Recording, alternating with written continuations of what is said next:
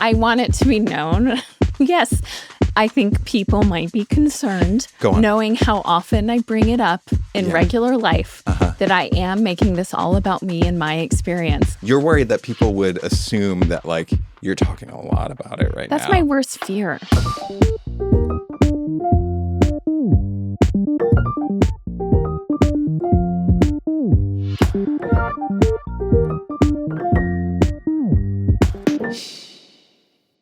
Nobody's listening, right? Hi, Andy. Hello. So excited to chat with you for an hour as though no one were listening. That's how we do. Yeah. I am curious, is anyone listening? Oh, yeah. This is from Lisa Reeds over there on Apple. Ooh. Absolutely head over heels for this podcast. Aw. First heard about it from Saint Monica. That was a mix of But it took me a while to actually start listening. Shame on you. Now I'm shame. Yeah. Now I'm 80 episodes in and can't stop, won't stop. I've laughed out loud more times than I can count. It's all so relatable and makes me feel it makes me feel seen and heard. Wow. Love you both so much. Keep doing what you're doing. Heart emoji. I think 80 episodes is where things take a real downturn. We apologize. Starting around episode 82, things fall off a goddamn cliff. But if you make it this far to hear this, which you won't. Shout out. Yeah, thank you for that. That's Thanks, lovely. Lisa. Keep on reading. Oh, reads like reads a book or reads like reads in a pond. Is there a different spelling on those? Correct. What about the reed of a wood? You know what I'm talking Woodwind? about? Oh, woodwind. There it is. That, I believe, is like a reed of a pond. Reed College? Is that EAD or EED? EE. It's almost all. But how is? I guess my question is she reading books? Yeah, books. Great. How is your book reading going? I bought a new book. You did? Yeah. What's it about? I'd rather not say. Oh, you best say. What's it about? What is it about? It's about being happier. Oh. What? Can you expand a little bit?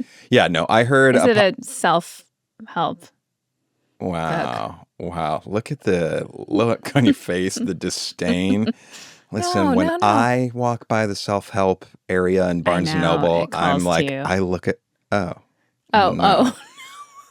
was going to say, I look at those fucking people and I go, you fucking losers need a fucking Andy, self-help book. Jesus Christ. Jesus, you think there's going to be answers in any of these books? You fucking idiot. A lot of people find a lot of answers in a lot of books. Me too. That's why I bought this one.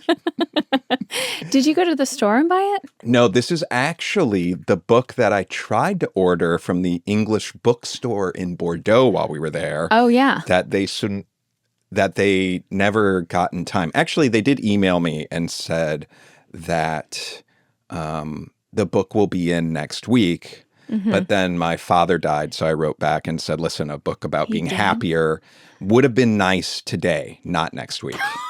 Did you? You didn't. Okay. No, I kind of would love if you had, but in a joking way, but it's also a cry for help. And a good thing you're getting this book. Well, we did visit the bookstore, and I actually got a sense of the kind of books they had. It was English-speaking books. It was an English-speaking bookstore. They're not speaking. The books aren't speaking. It's written in the English language. But it's called an English-speaking bookstore, I believe. I think that's how you would refer to them abroad. Oh. I might be wrong. I don't want to die on this hill. I do have to commend you for, you could have very easily, you did order a few things from Amazon there, and they showed up in the little lockers that you go through. It's such a less convenient system, which is so much better for everyone because it's way more annoying ordering from Amazon there.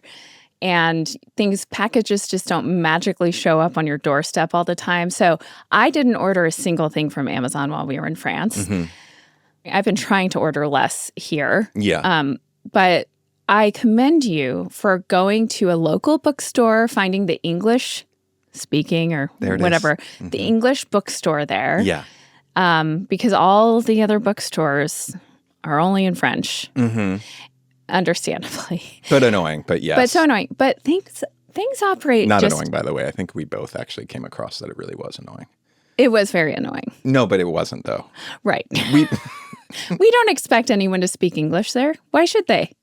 Let alone have all the bookstores have English books. Have any English books. There it is. In fact, it was such a magical moment. This really cool bookstore there called Moffat or something. Yeah, that's about it. Mollet. Yeah. Had some of our very favorite children's books.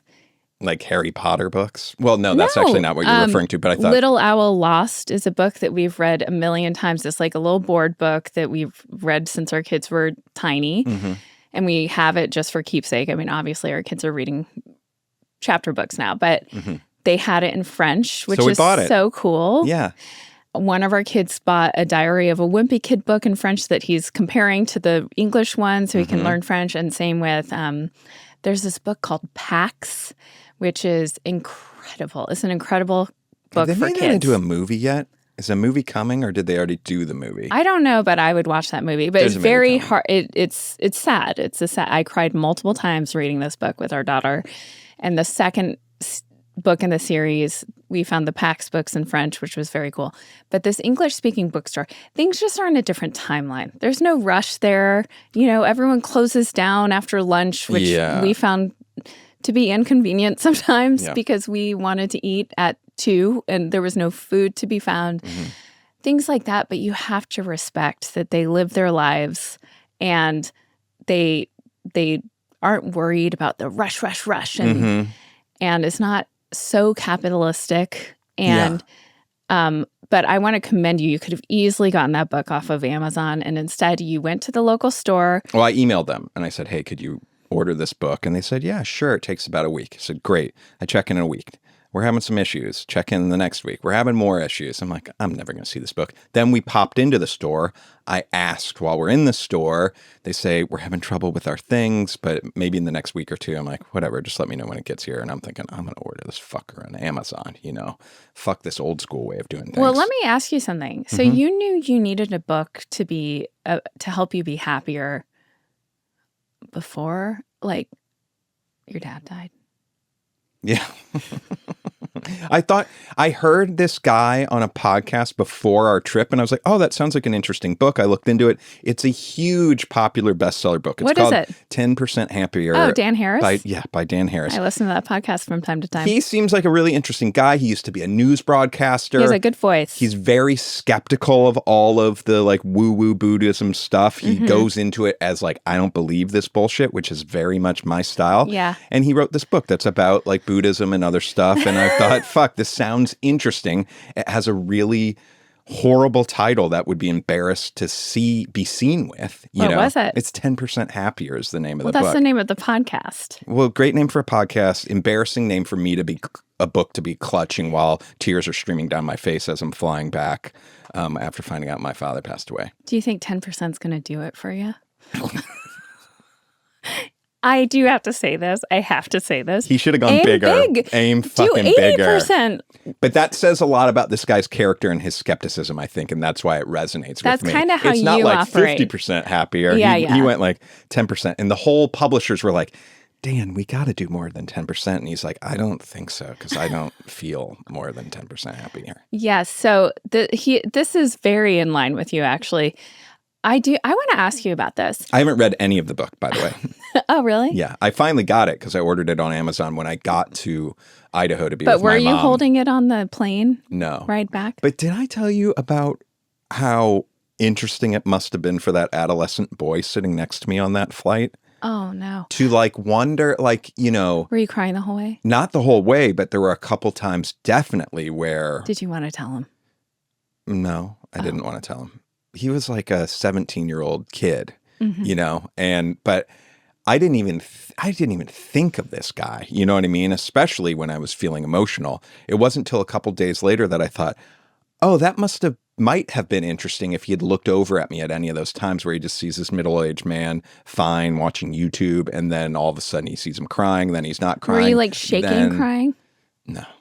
It was just slow, quiet tears? Probably just like, weeping tears. I don't know. But he must have thought something. Yeah. I would imagine He thought something was going on. But you know what? Have you ever been on a flight with someone who's going through something? I don't know. I want to know, before we even get too into that, if you were on this flight and we didn't know each other. Yeah, I would say something. I don't know. That might be crossing a boundary. Well, I would also try to read the room. Okay. Okay, read this room. Okay, let's play act that I'm in row 30. It's a big flight, but it is Comfort Plus. Are you window? I'm window. Comfort Plus, Delta. And shout out to Delta, because when you called and to change my flight, they upgraded me to Comfort Plus. No, they didn't. Oh. Well, thanks for nothing, Delta. But they actually were very accommodating. Delta was super fucking annoying getting there because they canceled our flight. The worst. And then we had 2 days of not knowing, and we were staying at, I hate to complain, we were flying to France, but we were staying at the Marriott LAX because we couldn't come back home because there was a renter. It was all a big shit show, and they put us all on different flights. Like, I wasn't sitting with my kids. It was such a mess. Horrible experience, but it turns out their bereavement policy was okay. Was okay. You just got to call right when it happens and sound emotional, which was easy.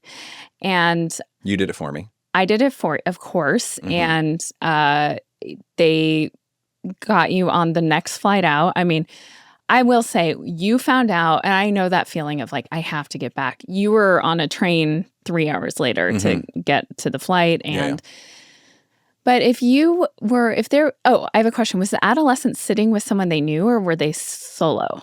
Okay. So it's just 2 seats. Oh, it's 2 seats. Wait, this is interesting. So it's me on the window, him on the aisle. Was it a big boy?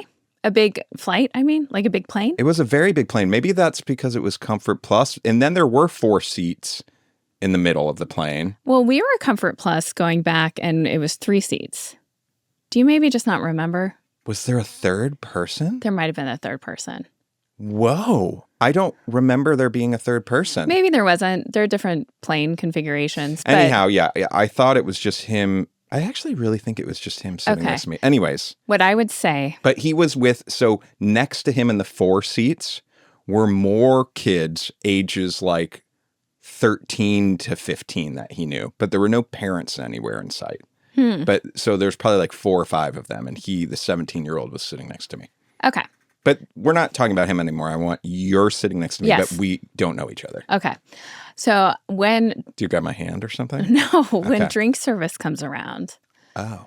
That's always a portal. Okay. Because you're making eye contact with the person and you're going, do you want, I'm kind of helping to communicate. I'm the middleman between the flight attendant and you. And if you're like, oh, I'll have a Coke, get the Coke, and I'll say like, is everything okay? And depending... Right then when the stewardess is there too with all this commotion and we're moving food around. Oh, you know what I would say? Okay. Is LA home for you? Okay. Or I guess you were going to Salt Lake City. Is Salt Lake City home for you? No. Oh. Do it again. Sorry, that seemed really angry. Well, yeah, but maybe good it was information. Anger. Okay. Or it could have been like, no. Oh. So you're just going for pleasure? That's what you would say. No. Okay. Let's start over. Okay. We got off on the... Okay. Is this part of it? Are you saying let's start over? No. Oh, okay. Because then I think you're hitting on me, which is weird. God. Okay, go on. Are you... is Salt Lake City home for you? No. Oh, is everything okay? I'd rather not talk about it. Okay. But then that's like kind of a weird thing. No, but then it's like great. Okay, that's such a good boundary. Are you put out because sometimes I would want to say, sometimes it feels good to say, I'm so sorry. For example, I was on a flight with a woman, I don't remember where I was going, whose husband had just died from COVID. Like how recently? No, like years ago. I mean, during COVID. No. How recently had the husband died? Oh, a few months earlier. Okay. It wasn't right after. But somehow this came up, and we had a big heart-to-heart about loss, and I don't think I helped her or anything, but I don't think like I specifically helped her, but I think it was probably helpful for her to talk to someone, especially because during that time we were all under quarantine. I think, she probably hadn't had a chance to express it with strangers necessarily, what she went through. So that was a relief in some ways, I think. Like, not for her? No, because it's been a few months and she hadn't gotten to tell strangers? Yes. Because of the masks and the quarantines? Yes. Where were you flying to? I don't think it was a relief for her. Where were you flying to? I don't remember. Where was I going? Maybe St. Louis? I don't know. All right. This is sounding interesting. That's what I'll say. Andy, I don't like that you don't believe me sometimes based on literally nothing. Oh, I believe. Trust that this happened. I believe that you talked to a woman about her dead husband. Yes. There's no doubt in my mind of that. I'm just trying to figure out, like, when were you on a plane without me and it's COVID times? I don't remember. Yeah. But I'm sure do you want me to get receipts? No. So annoying. No. Okay. Can we get back to me grieving on the plane? Yes. Okay. I'm so sorry this is so annoying. Okay, How did you feel by the time you got there? To Salt Lake City? That whole day is like a crazy blur. Now I want to get back to you. I want you to be very careful with how you're consoling people on planes, especially a middle-aged man. You're a beautiful woman that's also like very like, I could see you being so comforting and so like really what that man needed right then, that in their confusion, he could be very like attracted to you, but also it might like be like, but maybe she can help me grieve after this, and then is asking for your email, and then what if he needs it becomes a release? This emotional. What if he needs a release? On international flights, they give you those blankets. So who am I to say? So I want you to be very careful doing that. Okay, you know what I mean? An old lady whose husband just died from COVID, I think that's appropriate. Okay. Okay. But you don't need to be consoling every Tom, Dick, and Harry. Harry Dick. Yeah. So I do remember flying home from St. Louis when my mom died. I was flying from St. Louis to Pasadena. Let's make it about you, okay? I'm totally joking. I want to hear about this. No, you don't. No, I actually do.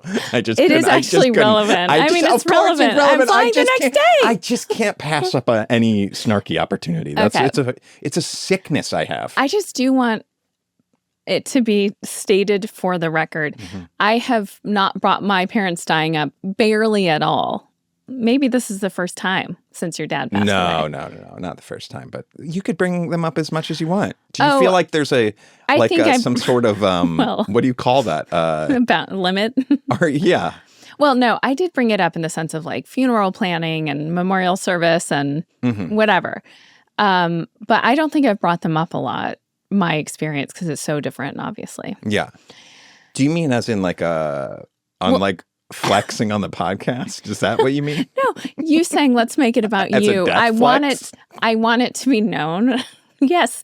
I think people might be concerned knowing how often I bring it up in regular life that I am making this all about me and my experience. And I really haven't. Oh, I see. So this is a different experience. Have I? I haven't. No. Okay. No. That would be interesting. I actually see your thought process right now and understand where you're coming from. And I can confirm that you haven't. Okay. You're worried that people would assume that like you're talking a lot about it right now. That's my worst fear. And in fact, it's something I'm working on. There's certain friends in my life who, whenever they bring up something that they're venting about, I have found myself in patterns where I bring up something that I find relatable that's in my life. Yeah. But I'm like, that's not always what's needed. And it does always kind of like, that's something I'd say over the last like 5 years I've worked on. And not to always go, oh, well, when I XYZ. It's an interesting needle to thread, though, because sometimes it's very appropriate and can also be very nice for the other person, right, on the other side of it.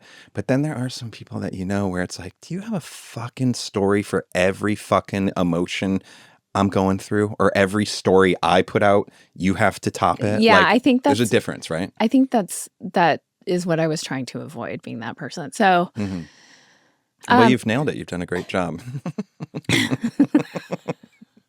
it is kind of interesting navigating this. I mean, it's you, so I can be pretty open, and I know you'll tell me if I'm fucking up or something, but like, it's interesting navigating someone else's pain and grief. It's like, wait, can I paint a picture? We meet some new people, right? Yeah. And it comes up like, Andy's dad died a couple weeks ago, right? And they're all like, oh my gosh, I'm so sorry.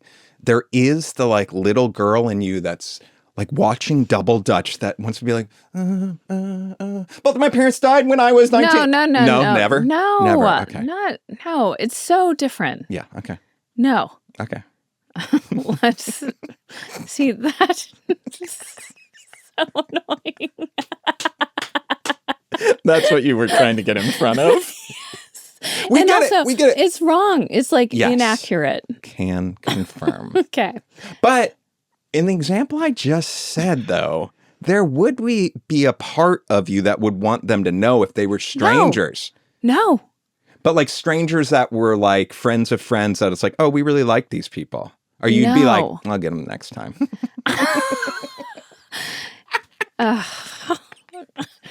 I don't know why. I'm walking away from this disliking myself immensely. You should be disliking me. No. You're all good. You're everything that is good. You can do whatever you want. No, you don't have to give me a pass right now. Oh, I'm giving you a pass. Okay, great. Okay, so I'm not going to talk about flying home to my... Oh, no, I actually do want to hear about it. I just remember, I was a dumb little 19-year-old, and I was like, really wanted everyone around me to know what I was going through. Oh, yeah. So it was how such does a different 19-year-old... I was crying. I was so sad. I was exhausted. I probably had like my, Bogart, my stuffed bunny that... You had the stuffed bunny on the plane, you think? Maybe. Whoa. Whoa. I'm really peacocking for attention. Whoa.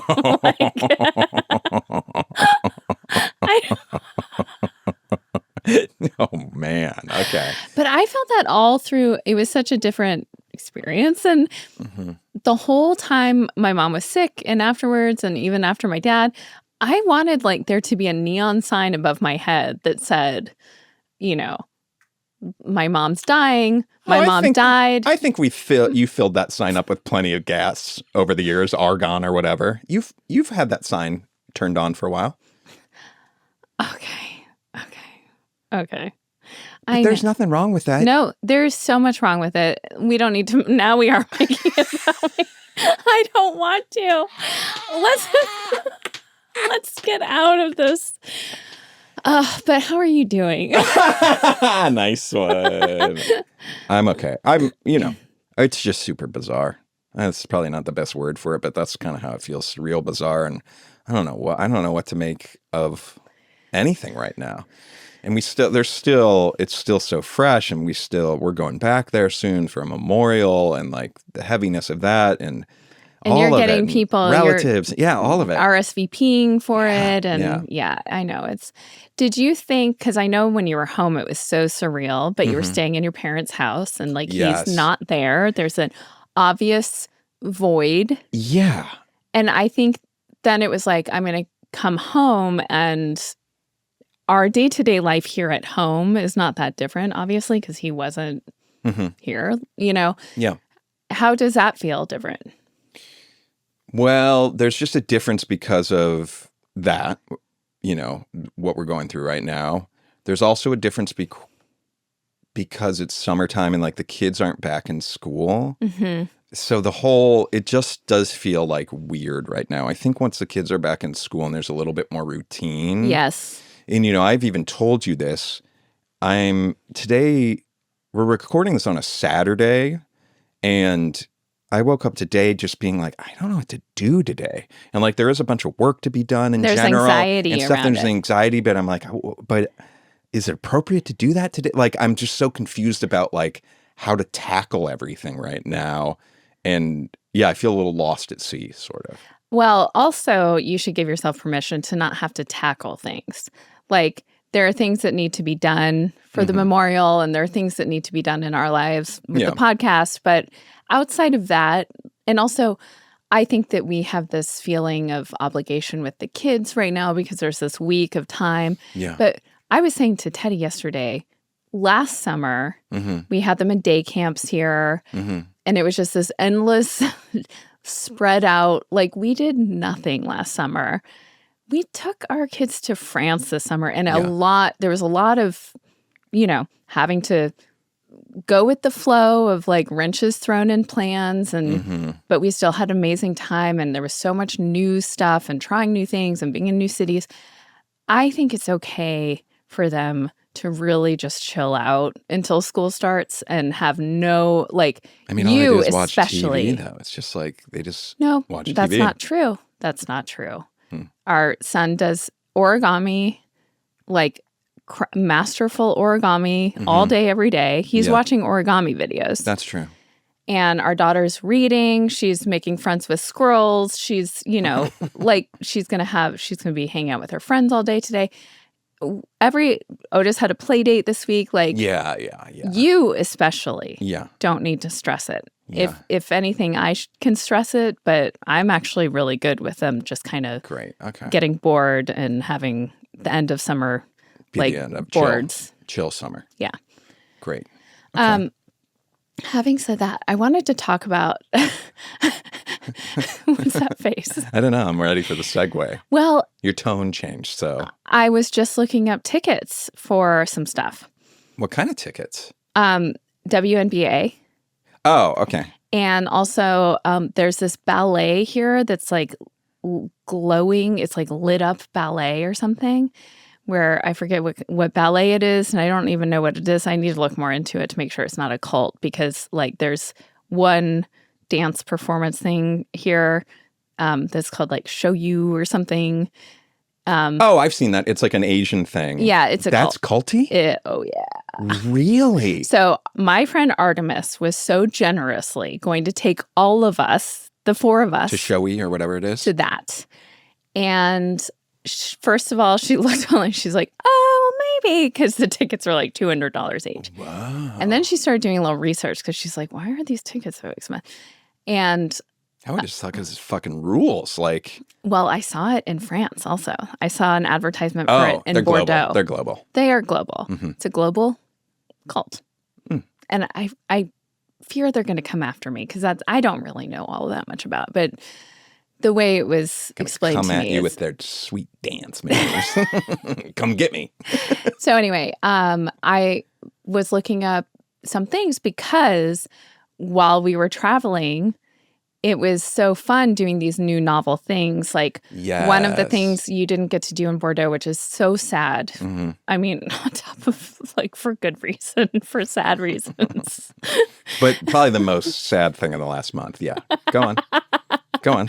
Is that you missed this thing, and you were very generous and said you should still take the kids to that. Well, no, as I was leaving in a Uber to get to the train station, I saw like the billboard for the thing that I was like, oh, we never did that. And I made a mental note to let you know, like, I think you guys really need to do that because I want you to do it so I can hear about it. And it was this really cool installation, it's light installation about the Little Prince, which is a book I love. Yes. So it's basically these huge submarine bases. I mean, so much of the stuff in Bordeaux and elsewhere, it has a dark history. And in this case, it was like a Nazi submarine base that they've now turned into this incredible art installation. And I think most of the art that they're doing has some symbolism in terms of like being progressive and anti all the Nazi shit that lived there before. And the one there at this time was Little Prince. And you go into this massive submarine base. They do it at night. So it's really dark, but it's like so big you can't even imagine. And these massive, they're not pools of water. It's on like a waterway. So it's water and then these like massive cavernous concrete base. And the light installation with the music. Yeah. And that's so up your alley right now. You're really getting into video and all of this stuff. Yep. And it was incredible. And I was thinking, I'm sure shit like this exists in LA. Great point. We never do shit here. We never do shit. Yeah, that's smart. We need to take more advantage. I'm lucky if I feel proud of myself if I go on like a hike every 3 months here. Mm-hmm. There's so much this city has to offer that we do not take advantage of. Yeah. And I want to become kind of a tourist in our city this year and do more things. Now, Within reason. Let's not go too crazy. No, not go too crazy. And the other part of it was we hadn't done anything for so long, in part because we knew we were going to France and we wanted to save money to enjoy France. And so spending the money, but everything is a lot more reasonable there. Going to see the Lumiere thing, I think, was like $40 for all of us or something. Right. Where here it'd be $40 a person, probably. Yeah. So it is expensive here doing things, but I definitely want to make that more of a priority. Not we don't have the energy to go crazy. We're not those people, but... Speaking of energy, though. Oh, yes. I am so excited about this wonderful thing that came into my life, and that is Magic Mind. Magic Mind. So they reached out to us initially and offered to send us some of their delicious little shots of pep. And wouldn't you know it, I love them. And so now it's a win-win because they're sponsoring us and I enjoy their product so much. So I have for many years struggled with that afternoon brain fog. Mm-hmm. I was relying on coffee and soda, but the problem with that is it would give me jitters and it would keep me up at night. Listen, I had a afternoon problem with a cola that was made in the mountains. You sure did. And it's a vicious cycle. So you're not getting sleep and then you get the afternoon slump even worse. Mm-hmm. Now I simply drink this delicious little and adorably packaged shot of Magic Mind. Here I go. Oh, yeah. It is really so good. Nice. It's a full daily dose of vitamins B, C, and D. Okay. And this totally helps eliminate my brain fog. And it's the right kind of boost. It lowers my stress.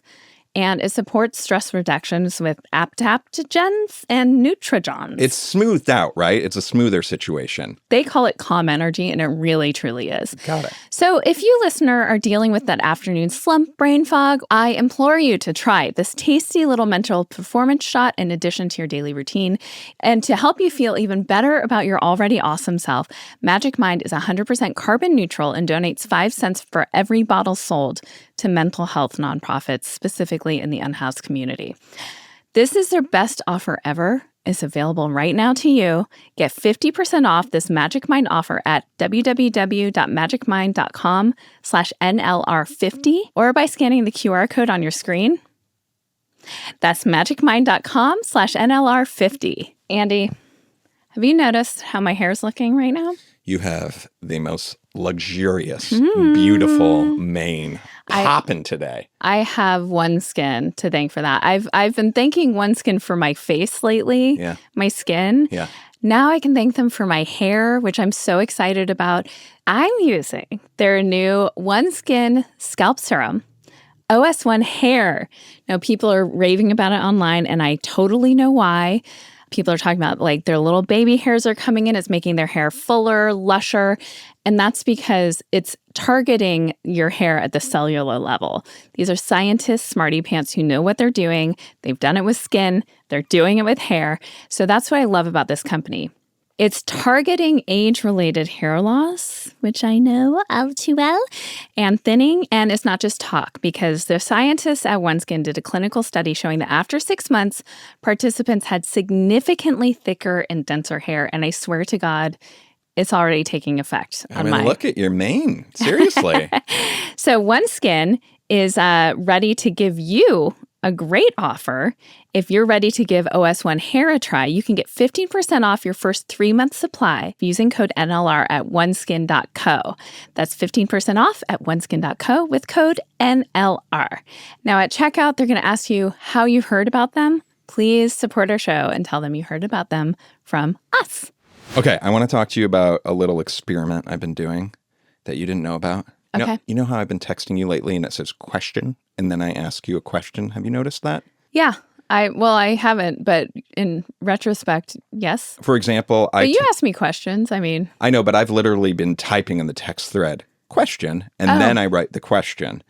And so I said, you're testing me? I'm testing you. I've been testing you. So an example is I wrote, if you donate something to Goodwill or similar, do they wash the clothes before it goes out on the floor? Yes.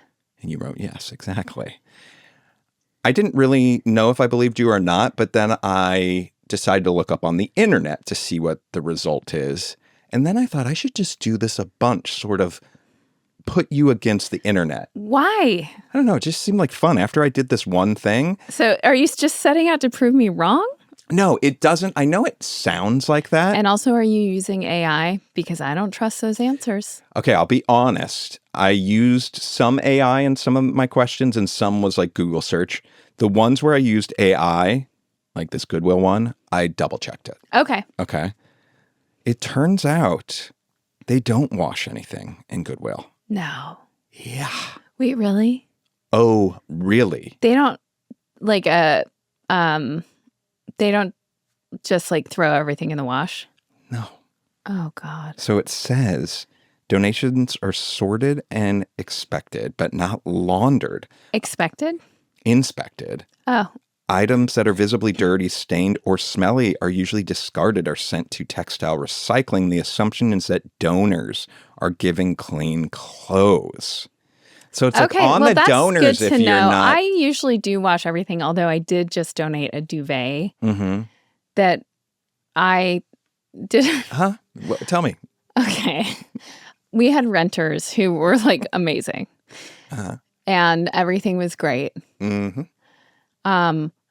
duvet, the insert.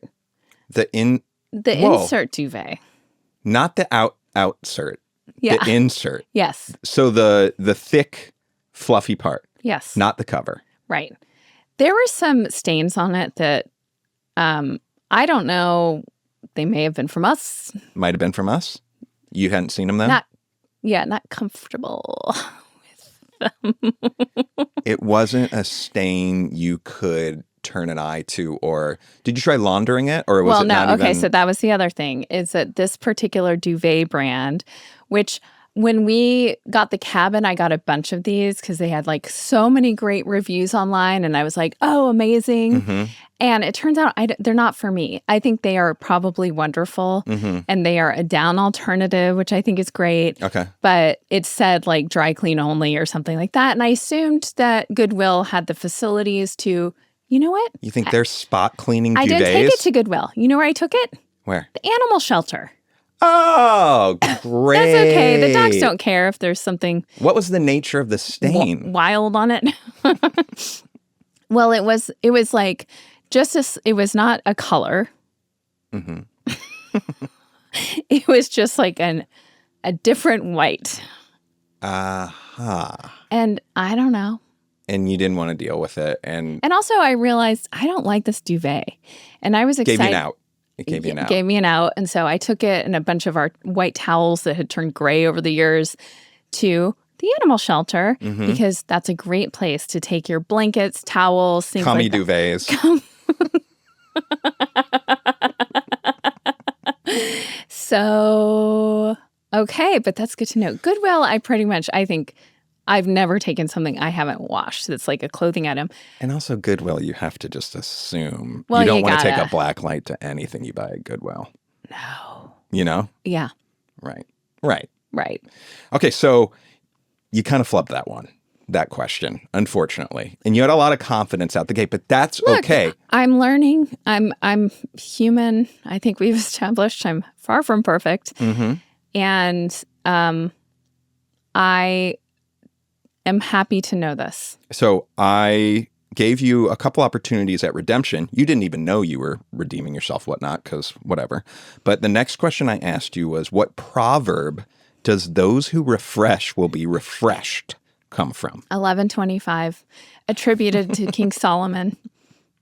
Now, this is because we were watching a YouTube video that had the proverb in it or something. Wait, turns out yeah, we definitely can talk about it. Okay, so we've been watching Ryan Trahan, who's a YouTuber our family loves. He's very wholesome. He and his wife Haley just did this 50 states in 50 days. And he's a genius marketing person. And also a huge YouTuber. Like he has 20 million followers. Yeah, but I will whatever. say we started watching him when he had 4 million. So anyway, he is genius at marketing.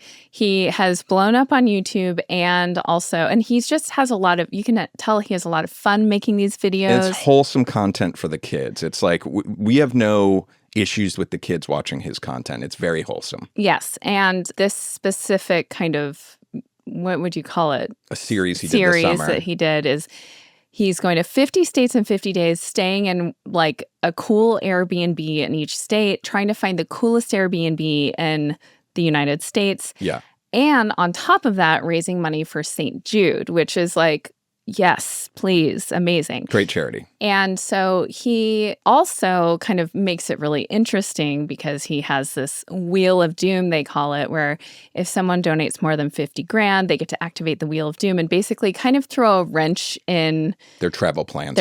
Plans. One of the things is like you can't have coffee for the day, or one of the things is they have to separate. Mm-hmm. And so many like corporations got involved in donating to them.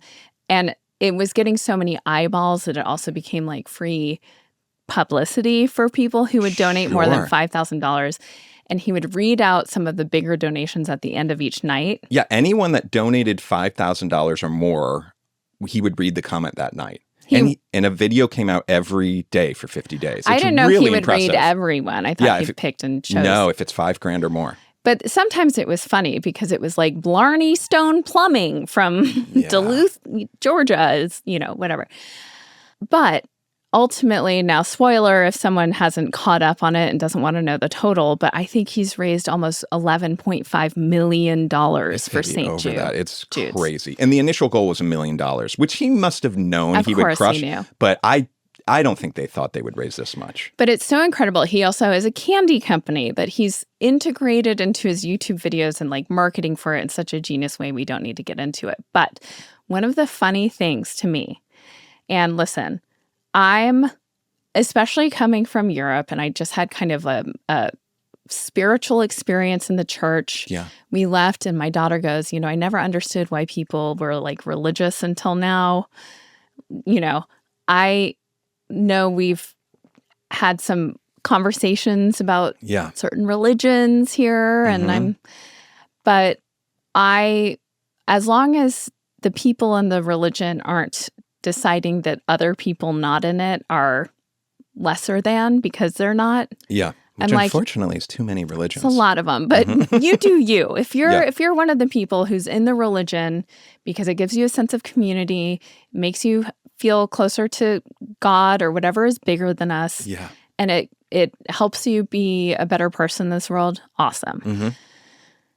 So, but something interesting has happened. Every donation is like, thank you for spreading Jesus's name. And it started early on. I think what happened is they are so wholesome. And I actually do think it's sort of known that they're Christian, but nothing about their content is Christian except that it's wholesome. But you wholesome, I also want to say, I don't want it to seem wholesome. And it's not wholesome in the like trad wife. There's no, it's very playful and fun and funny. Mm-hmm.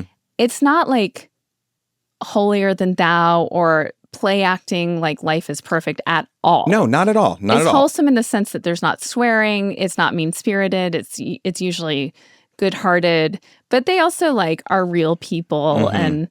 But they never talk about praying. No, never. They never talk about being Christian. I guess Haley wears a cross from time to time. Yeah.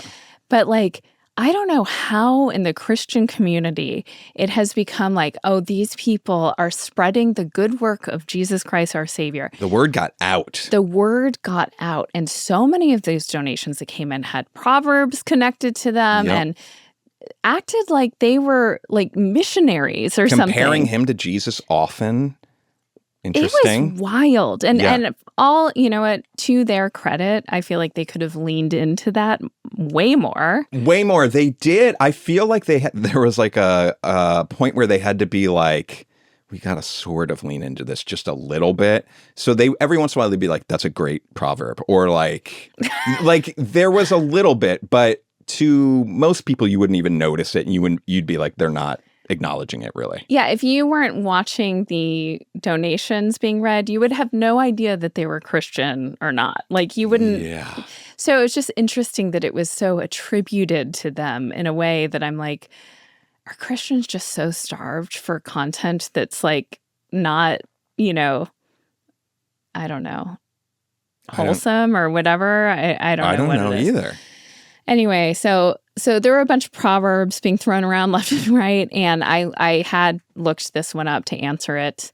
Okay, so you cheated a little bit. Well, I didn't know I had no idea I was being tested. Gotcha. I was at my computer. This one I was curious about, and I was asking you because it just seemed odd that it was like refreshed, and I was like, what? The actual proverb is, those who refresh will be refreshed. It's like, giveth unto others as you would like, whatever. Wait, it's actually, a generous person will prosper. Whoever refreshes others will be refreshed. That's the proverb. Right. And it's like, whoever supports a wife whose husband just died of COVID will in turn find support when she's going through a hard time. That's what that means? I think so. Okay, well, this is the last question I tested you on. So there are only 3? There were only 3 so far. And actually, I guess now I can't really continue it because now you know the jig.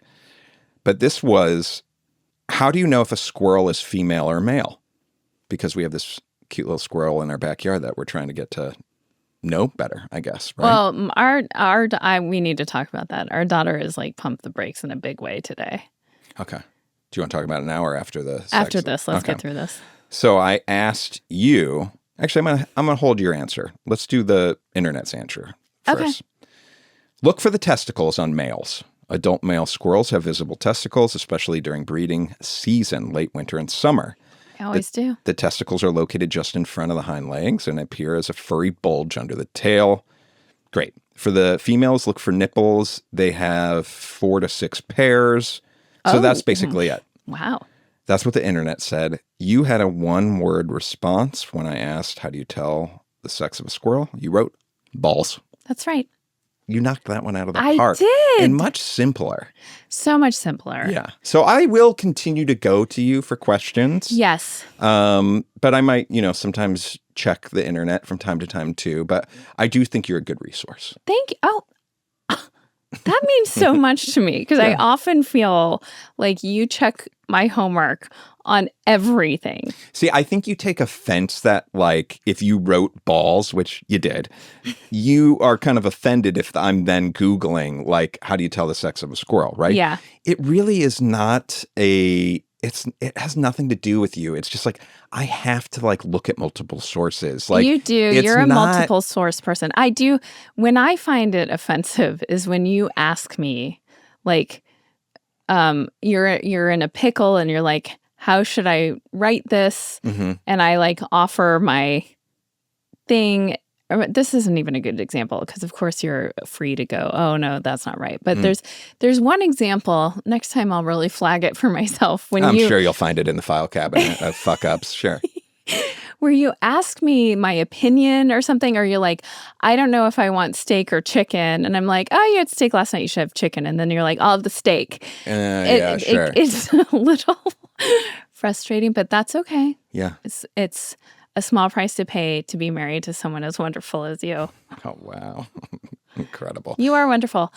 You're wonderful. Do you know that? Thank you. I don't know how to take a compliment usually, and especially not right now for some reason. Oh. In these tough times. How, do you need to read this book? I should read the book. The problem is I don't ever read the books. I just buy them, and then we donate them 10 years later. I should read them. You should. You should read them. I have read 2 duds in a row. 2 duds? Duds. Oh, shit books. Shit books. And the one I'm in the middle of right now is like got all these accolades. Abort. I thought it was going to be. You can abort. I can't. No, see, I've heard that unlocks reading for a lot of people, that people are afraid to abort, but really, would it be vivacious readers or voracious? Voracious and ravenous readers. Yes. They're not afraid to abort. Really? And move on to something that's better for them. Interesting. Yeah. Huh. Okay. Well, also, You're vivacious, though. Thank you. I really want to. It's a vibrant thing. It's a vibrant thing. Remember that? Yeah, sure. I really want to read more fiction, because I had an idea while we were in France for a novel. Mm-hmm. Never written one. Mm-hmm. And looking for some inspo? Looking for some inspo. And in a weird way, this dud I'm reading, this won all these awards, is inspiring because I'm like, this fucking person I feel like I could do this. What's the name of the book and the author? No. But I have never really aborted a book in that way where I've just made it a choice. Yeah. So I think you abort and then I'm all for abortion rights, whether it comes to women's bodies or literature. Yeah. So I think maybe I will. Maybe you'll come back to it at another time when it makes more sense in your life. Another thing that happened in Bordeaux was, first of all, I felt inspired in creatively in a way, which I feel like that happens a lot when you kind of change your scenery and whatever, which was very exciting. I feel inspired to write and TV show ideas and stuff like that. At that English-speaking bookstore, yes, I saw a book called Goodnight Mr. Tom. Yes. And I had such a huge reaction to it. You were so excited. And it's a book I read, I want to say in middle school, that it's a very hard read. It's about a very abused child in World War II who finds, I don't really remember it, but what I remember about it is that it's the first time I read something that I was so engrossed in. And I also was like, they can write this? Because I had just been reading The Babysitter's Club and stuff like that. Right. This was real, based on really intense shit for a kid my age to be reading. Yeah. And I hadn't seen it. I think over the years I've thought, what was that book? I don't remember. And seeing it, I was like, this book actually kind of made me fall in love with reading. So it was pretty fitting for me to see it there. Why didn't you buy it? I should have bought it. Yeah, you should have bought it. Yeah. I bet I can get it on Amazon. That poor bookstore lost 2 book sales. No, well... We bought a couple books. You know what? I was going to say this before. They did email me, said the book will be coming next week. And I said, oh, I'm so sorry. I had to leave Bordeaux early. Hopefully, though, the book will Did you say why? No. Hopefully, the book will find a good home with one of your patrons, which, having visited that book, there were sections where 10% Happier, which is a huge bestseller, would be great in that bookstore. So I'm sure it will find the right person. Oh, yeah, who also is looking for a little boost. Yes, so hopefully it'll be great. Speaking of patrons, I wanted to say thank you to all of the patrons on our Patreon, which is patreon.com/nobodieslisteningrght, for supporting the show. Before Andy's father passed away, we had an Ask Us Anything thread where people could list their questions, and we got so many amazing questions. And so we were planning on doing a separate kind of video live stream situation. Yeah. But because of the, situation of this last few weeks, we are actually going to make this month's bonus episode. The Q&A. And we're going to go through as many of those questions as we can. Yeah, and I can't wait. I am really excited too. Yeah, so that's coming soon on the 15th, right? Yes. Nice. Oh, I want to talk about the squirrel. Awesome. Okay, so, and we need to talk. I mean, this is us really talking like nobody's listening. We need to figure out the cat situation. What do you mean? Okay, so our daughter, now, for anyone who's new here, we had a dog, Ruby, who passed away a couple years ago. We had a cat, Ramona, who passed away last year. And this time, a year ago. Yes. Yeah. We've been without a pet for a year. And both of them died. They had lived 13-ish years. And so our kids didn't know life without having a pet. And our daughter especially is a super animal person. Now, I'm allergic to dogs. We have found out just how allergic, and the many dogs we have fostered over the years, that it's just probably a no-go. But a cat, we can do. And we were holding off on, we had this big France trip planned. And now I'm like, we need to talk about if we're making that move or not. But in the meantime... I'm down. I think we'll wait till we get back from our trip. Yeah, and then we maybe start looking, and then it's if we're adopting a cat, which obviously that's what we would do, are we maybe adopting a young cat? Or do you want to get an older cat? Or where's your head with that? I can see both ways. I mean, I think and I think in some ways it's obviously better to adopt an older cat because they are less likely to get adopted. Black cats are less likely. Ramona was an older black cat that we adopted. Yeah. But the like joy of having a kitten that you're raising, I don't know. It's either way, adopting is a great thing. So I'll feel good about whatever path we take. Yeah. It will be a different cat from Ramona. Ramona was indoor-outdoor because she had been a like outdoor cat who gave birth and then was brought into the shelter. And when we brought her in, she became incredibly depressed. And our vet said, I almost never do this, but you should have her be indoor-outdoor because of her quality of life. And she ended up living 13 years and was safe and knew her shit. We cannot have an outdoor cat here. Oh, our cat before that was indoor-outdoor too. But I love indoor-outdoor. That was because he was a Hurricane Katrina rescue, and his owners just left him outdoor, and look what happened. He got hit by a car. That's true. So and then on top of that cat, who was Ramona, was a perfect cat because she would go poo-poo and pee-pee outside. Yeah. And we didn't always have the smell in our house and stuff like that. But I do have a fix. What? There are great like litter boxes now, and there's some electronic ones that like really contain the odor better. And I think we should put it where that side table is next to our couch. So it's like out of the way. It's not near the kitchen. It's not, you know what I mean? It's more out of the way. Interesting. But anyway, we have some options. In the meantime, I think you're right. Obviously, we can't do this right this second. Something to keep talking about. Our daughter came back and made friends with this squirrel because the squirrel was playing on our like tree swing and playing, and it was so playful. And I was like, check this out. It was so fun to watch. And I'd never seen a squirrel playing like that. And it's a very specific squirrel. It looks like it's an adolescent, like kind of smaller with a long, very thin tail. And also very kind of engaging and would like stop and look at us and doesn't seem that scared of us, which also is, maybe not good. Maybe not good. I don't know. But Teddy started putting little nuts out for her. And we researched and made sure they're safe for a squirrel to have and not tons. Like she would put out 2 nuts a day. And the squirrel would come up and eat them. And we're going to get a lot of comments about this. Getting a little too close for comfort. And so we said to her this morning, because every day she goes out and she's looking for the squirrel, which we've named Zoomy. The squirrel is like, it's making too much eye contact and getting a little too close for comfort. Yeah. And I said to her, like, I think you should give it a little more distance. We don't want it to get too comfortable with humans. Well, that's the problem, yeah. It already seems like it is. Yeah. I'm like, I don't know if neighbors are putting nuts out for it or what. Yeah. But like... Well, we know of some other neighbors for sure that put out nuts for the squirrels. Yes. Yeah.